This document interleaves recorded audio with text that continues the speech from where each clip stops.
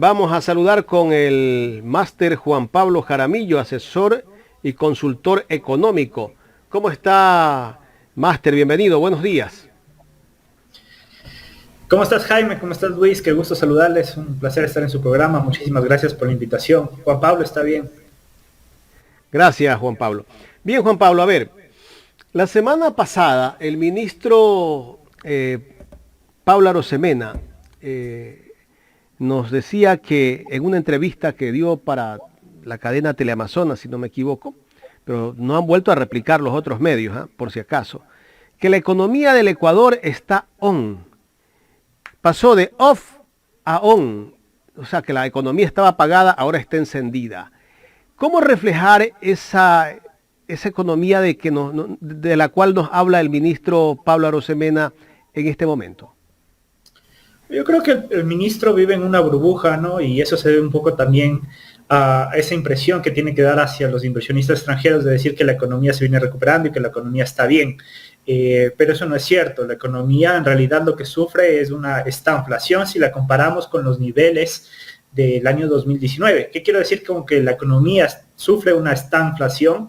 Es que todavía está estancada, es decir, todavía no recuperamos el nivel de producción que teníamos en el año 2019 y vivimos niveles de inflación alarmantes que también, digamos, preocupan a la ciudadanía. Entonces, si comparábamos el Producto Interno Bruto del año 2019 con el Producto Interno Bruto del año 2022, encontramos que el nivel de producción de la economía aún todavía es menor. Esto implica que tenemos un pastel más pequeño y que cuando tenemos que repartirlo entre todos los ecuatorianos, porque la población también ha venido creciendo en el año 2020, 2021, 2022, el pedazo que nos queda a cada uno de los ecuatorianos en realidad es más pequeño. Entonces no podemos afirmar que la economía se viene recuperando, sino en realidad cuando ya vemos los datos, lo que tenemos es que la economía sufre una estanflación, es decir, niveles de estancamiento económico sumados a niveles de inflación. Correcto. Si el ministro nos dice que la economía está encendida, en realidad nosotros reflejamos lo contrario en la calle, en los supermercados, el desempleo que todavía en este país sigue en crecimiento, yo creo, aunque el gobierno nos habla de otras cifras, de que hay aumento de gente que está asegurada en este momento. ¿Hasta qué punto esto es verdad? Porque las cifras son distintas a las que nosotros vivimos. Sí, yo creo que tenemos que reflejar lo que dicen las cifras, ¿no? Yo te decía que la economía aún no se recupera. En el año 2020 cayó en 7.8%, en el año 2021 tuvimos un rebote muy parcial de la economía, esta creció 4.2%. En el año 2021 la mejor previsión dice que crecerá 3% en el máximo, hay otros que te dicen 2.7, 2.8, y cuando uno mira estas cifras lo que ve es que el nivel de actividad económica es inferior al año 2019, ¿no? Entonces no podemos hablar técnicamente de que la economía está recuperándose, o más bien dicho, si lo está haciendo a un paso muy lento, a paso de tortuga. Me parece que estas declaraciones del ministro Pablo Arosemena lo que buscan, digamos, es generar una buena impresión ante tal vez los inversionistas, ante la ciudadanía, pero la realidad supera, digamos, esa ficción que genera el ministro, y lo que tenemos es que las cifras de empleo aún no se recuperan, ¿no? De hecho, podríamos ver la serie histórica de las afiliaciones a la seguridad social por parte del sector privado, y ahí podemos ver que no estamos, digamos, en ese dinamismo que esperarían los ecuatorianos, ¿no? Cuando uno ve, digamos, toda la serie desde el año 2009, vemos que efectivamente el Ecuador venía creciendo del año 2009 al 2015, desde enero del 2009 hasta agosto del 2015 se crearon más de 1 millón de empleos con seguridad social. Después entramos, digamos, sí, en un proceso de crisis económica, en donde de agosto del 2015 a julio del 2017 se pierden 155,000 empleos. Para febrero del 2020 apenas se habían recuperado 72,000 empleos con seguridad social. Luego empieza la pandemia y ya tenemos otra gran caída del empleo formal. en donde hasta abril de 2021 se destruyeron 193.000 empleos, y en lo que, digamos, vendría a ser este rebote y esta recuperación de la pandemia, apenas se han recuperado 100.000 empleos, ¿no?, con seguridad social. Entonces no podemos hablar de que existe realmente una recuperación. Lo que existe es un rebote parcial de la economía, y esto, digamos, sumado a los niveles de inflación que tenemos, se configura en lo que técnicamente podríamos estar hablando de una estanflación. Juan Pablo, muy buen día. Luis Villasís le saluda. La siguiente consulta encaminada en lo siguiente, ¿no? Usted como consultor económico, como estudioso de la economía, observando un gobierno que no está generando obra pública, que no está invirtiendo en el sector social, lejos de que ellos puedan tal vez decir lo contrario, de acuerdo a su experiencia, ¿usted cree que es posible reactivar la economía sin inversión pública, sin atención a los sectores sociales? ¿Es posible esto? No, es imposible, digamos, reactivar la economía si es que no existe un gran impulso por parte del Estado. Es decir, los economistas sabemos hace mucho tiempo atrás que cuando se da una crisis económica, el Estado tiene que tener un rol mucho más activo, tiene que inyectar liquidez en la economía para que justamente, digamos, la economía empiece nuevamente a resurgir. Y eso no es lo que ha hecho el gobierno. De hecho, lo que el gobierno ha hecho es tener una política fiscal sumamente restrictiva, quitar, digamos, circulante de la economía, y por eso hace que la recuperación que tenemos ha sido sumamente lenta. Podemos ver también, digamos, los niveles de ejecución del presupuesto. Veíamos algunas publicaciones recientemente sobre la misma, y existen instituciones que están ejecutando en los primeros 6 meses del año menos del 30%, digamos, de los recursos que fueron asignados, cuando para ese entonces lo ideal sería que tengan niveles de ejecución cercanos al 50%. Esto, digamos, si es que se proyecta para un segundo semestre, estaremos hablando de que la ejecución va a ser bastante mediocre, y esto impide que la economía se recupere prontamente, ¿no? Juan Pablo, hay ciertas situaciones que nos hace de pronto ver, ciertos indicadores que tal vez a la ciudadanía le hacen ver que de pronto la situación tal vez esté mejorando. Y se lo digo sobre todo porque a menos pobreza, pero también hay más informalidad, y precisamente observamos que la pobreza extrema disminuyó en puntos porcentuales entre junio del 2022 y entre el 2021 y el 2022, pero la reducción de la pobreza es una buena noticia, pero el indicador es preocupante porque se reduce la pobreza, pero hay informalidad, ¿no? Y esta informalidad está marcada por trabajos de pronto precarios, trabajos que no tienen afiliación al Seguro Social, trabajos donde se gana muchísimo menos que personas que de pronto estuvieron vinculadas a determinados trabajos y ahora se dedican a otros oficios. Desde el gobierno nacional, ¿cómo impulsar para que esta gente de la informalidad pase a una economía formal con todos los derechos laborales que implican? Bueno, tenemos que entender que venimos de una caída muy, muy grande producto de la pandemia. Ahí obviamente va a haber un nivel de pobreza que se incrementa de manera alarmante, y después de eso viene este rebote parcial de la economía, ¿no? Entonces es normal, digamos, que cuando comparamos con el año 2021 veamos una reducción de la pobreza. El tema es que no hemos recuperado los niveles de pobreza que teníamos antes de la pandemia, y eso, digamos, es lo preocupante, ¿no? También debemos, sí, digamos, darle algún mérito al gobierno, porque lo que sí ha hecho es, digamos, aumentar el nivel de cobertura en el bono de desarrollo humano. Hemos pasado de tener más o menos entregar 1 millón de bonos de beneficiarios a 1.400.000, y esto ciertamente sí disminuye, digamos, el nivel de pobreza por digamos, ingresos, ¿no? Pero esto, digamos, no es un cambio estructural de la economía, no es que esto se puede sostener en el tiempo, y esto, digamos, es lo preocupante. Como tú lo mencionabas, realmente estaríamos disminuyendo la pobreza si es que estaríamos alentando el empleo formal.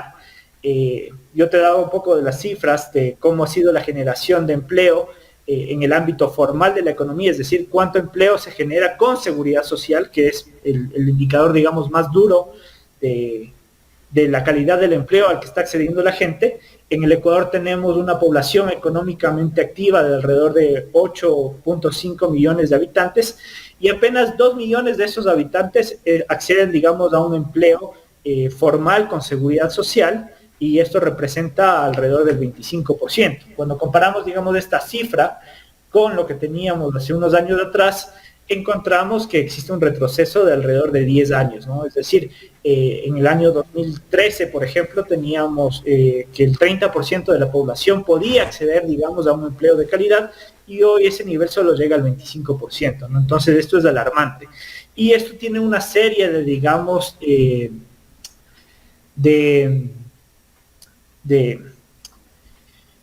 esto genera una serie de problemáticas, por ejemplo, en la seguridad social, ¿no? Cuando hablamos de que existen cerca de 170.000, 180.000 menos afiliados que en el año 2013, esto también explica, digamos, esa crisis que se está viviendo en este sector de la economía.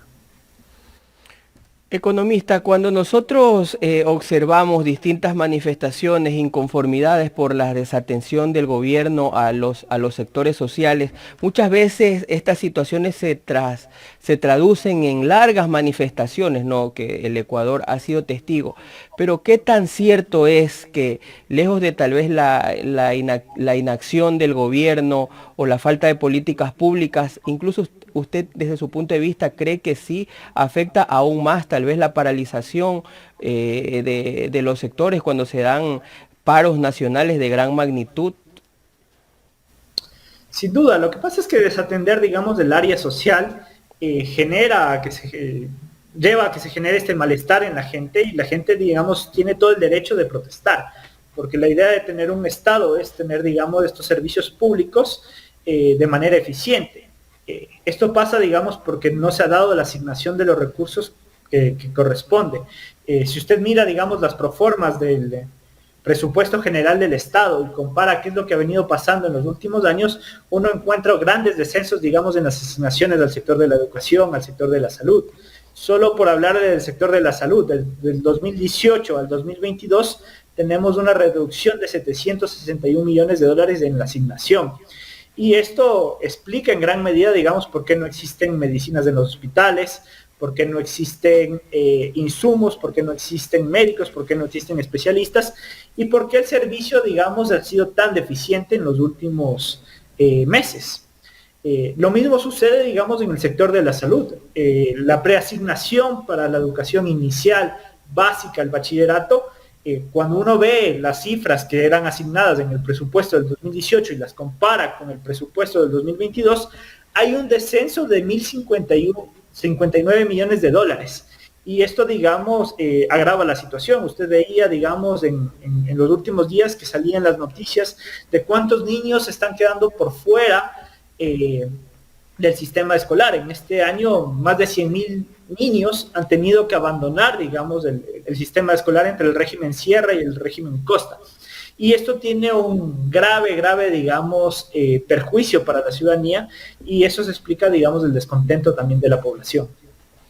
Juan Pablo, desde su punto de vista y de acuerdo a su experiencia, ¿cuál sería de pronto, por así llamarle, la fórmula o el consejo que usted pueda dar para tomar acciones en el contexto que nos encontramos de esta estanflación que nos mencionaba, esta recesión económica, en cuanto a su aporte tal vez de pronto al ministro de Economía y al gobierno nacional para que la situación mejore en cuanto a los indicadores de pobreza y que se reactive la economía del Ecuador definitivamente? Yo creo que, digamos, el ministro de Economía tiene que ser más ministro de Economía y menos ministro de Finanzas, es decir, tiene que centrarse más en la economía real, tiene que empezar, digamos, a buscar la manera en que los recursos que canaliza el Estado hacia la sociedad fluyan de una manera mucho más dinámica, y esto implica, sí, aumentar el gasto público, aumentar, digamos, los niveles de eficiencia de ejecución presupuestaria para que el dinero fluya a la economía. Tiene que dejar de ver simplemente a la economía como un balance contable entre ingresos y egresos, y tiene que buscar la manera en que el circulante fluya por la economía. Es decir, tiene que dejar de mirar solo el déficit fiscal y centrarse realmente en la economía real, en la economía, digamos, de los hogares de los ecuatorianos, la economía del consumo, la economía interna de los pobladores. Es decir, tiene que buscar realmente acciones que busquen que se genere más empleo formal y dejar un poco de lado, digamos, esa situación de simplemente buscar que los ingresos cubran los egresos que tiene el Estado. Es decir, tiene que ir y efectivamente buscar fuentes de financiamiento para generar una inyección en la economía ecuatoriana y que de esta manera el flujo en la economía se reactive. Juan Pablo, el presidente de la República hace poco dijo que su gobierno ha invertido en 14 meses de lo que llevan el poder, más que los 14 años de Correa y Moreno en la parte social. Él hablaba que son más de 13.000 millones de dólares. En realidad, ¿estas cifras que nos está dando el presidente son reales o simplemente son datos que los lanza sin fundamentos? No, esas cifras, digamos, no son correctas. Tanto es así que el ministro de Finanzas tuvo que borrar, digamos, de sus redes sociales esas aseveraciones. Las cifras en realidad son unos 3.000 millones de dólares menos a lo que está siendo anunciado. Además que esas cifras se hacen bajo el supuesto del codificado, es decir, lo que se quiere invertir y no realmente lo que se ha invertido. Entonces, digamos, esas cifras son falsas. Yo te hablaba, digamos, de estas disminuciones que ha tenido el sector de la educación, el sector de la salud. Solo en el sector de la salud vemos un descenso de 761 millones de dólares entre el 2018 y el 2022. En el sector de la educación inicial, básica, bachillerato, ese descenso es de 1.059 millones de dólares. Entonces no es cierto que se esté invirtiendo más que en años pasados, de hecho se está invirtiendo bastante menos, y esas cifras incluso son mucho menores cuando las traemos, digamos, a valor presente, es decir, cuando tomamos en cuenta los niveles inflacionarios que tiene hoy la economía, porque digamos un dólar de hoy no es lo mismo un dólar en el año 2013 o en el año 2005, ¿no? Entonces no es cierto que se esté invirtiendo más en la parte social. Correcto. Y la semana pasada o hace 2 semanas el presidente también decía que su gobierno es el gobierno que más ha invertido en educación. No sé si usted vio esas declaraciones que las dio hace poco. No, eso es totalmente falso, ¿no? Como yo te digo, o sea, cuando comparas, digamos, el presupuesto del 2018 con el año 2022, estamos hablando de un descenso de más de 1.3% del PIB. Antes la asignación llegaba al 4.3% del PIB y hoy llega al 3.10%. Entonces, no es cierto. De hecho, estamos incumpliendo con lo que dice la Constitución. Nuestra Constitución establece, más bien dicho, que el aumento en el gasto, en la asignación para educación, para salud, tiene que ir aumentando en 0.5% del PIB hasta alcanzar el 4 y el 6%, y en realidad nos estamos alejando año a año de esa meta. De hecho, recientemente, el viernes pasado, la Asamblea Nacional aprobó unas reformas en el Código de Finanzas Públicas, de Planificación y Finanzas, creciendo en el tiempo, y digamos, se deje de lado esta... Tenemos algún problema con la señal. Jorge, me avisa si regresa, por favor. Algo pasó. Pero bueno, algún problema hay con la señal del internet. Esperemos que se recupere. Bueno, el economista Juan Pablo Jaramillo nos está hablando del tema real de lo que está viviendo el país. Y de lo que dice el presidente de la República, de que invierte lo tenemos, y no se refleja en la realidad. Así es. Economista, se nos fue la señal unos minutos. Me parece que la conexión se perdió por unos segundos. Sí, exacto. La última parte, ¿nos puede repetir esa parte? Bueno, yo te comentaba que el viernes pasado, justamente en la Asamblea Nacional, con 97 votos, se aprobaron reformas en la Ley de Finanzas Públicas y de Planificación para que justamente las asignaciones en el área de educación, de salud, no disminuyan sistemáticamente como ha venido ocurriendo desde el 2018 a la actualidad. De hecho, sorprende, digamos, las declaraciones del ministro de Finanzas en el sentido de que se vienen asignando más recursos, porque cuando uno va y mira lo que ha pasado en las proformas, en los documentos oficiales que llegan, uno se da cuenta que eso no es así. Y cuando, digamos, uno va y ve, digamos, la intervención que tuvieron las autoridades delegadas del ministro de Economía para el tratamiento de este proyecto de ley, lo que vimos es que, digamos, se oponían a este proyecto de ley, que lo que el proyecto de ley busca es que efectivamente se cumpla con lo que dice la Constitución, y eso es que año a año se asigne un 0.5% del PIB más a educación, a salud, hasta cumplir con el 4% y el 6% que dicta la Constitución. En los últimos años hemos visto que nos hemos ido alejando de esa meta, cuando en realidad lo que deberíamos es irnos acercando hacia eso. Correcto. Pasando a otro tema, Juan Pablo, me gustaría reproducir un video donde el ministro de Economía nos habla de lo que se invierte en el tema subsidios a los combustibles, que son alrededor de 4.000 millones de dólares y que Ecuador es uno de los países que más invierte en subsidio en el mundo. Veamos para que después nos comente. Hablemos del subsidio a los combustibles. El subsidio es la ayuda que te da el Estado para cubrir la diferencia entre el precio de mercado internacional y el valor que se paga en la gasolinera. Ecuador está entre los países que gasta más plata en subsidios a combustibles en todo el mundo. Desde hace más de 30 años subsidiar combustibles ha sido como regalar lo que no tenemos, a quien lo necesita, pero también a quien no lo necesita. Veamos cómo impactan los subsidios en los ingresos del presupuesto. Así funcionan los subsidios a los combustibles. Además, tenemos que endeudarnos para seguir subsidiando. Ahora tenemos la oportunidad de focalizar el subsidio, que aquellos que pueden paguen el precio real. Así el gobierno puede destinar más recursos a quienes más lo necesitan. Este año destinaremos 4.000 millones de dólares en subsidios a los combustibles. Eso es más que el presupuesto de educación, salud o seguridad. Así como es injusto que quienes no lo necesitan lo reciban, es igualmente injusto que quien sí lo necesita no lo reciba. Eso es lo que tenemos que cambiar y la solución es la focalización. Bueno, algunos expertos dicen que Ecuador no está subsidiando a los combustibles, pero el ministro nos habla de que son 4.000 millones de dólares al año. Pero yo coincido, digamos, con el ministro en que sí, evidentemente existe un subsidio.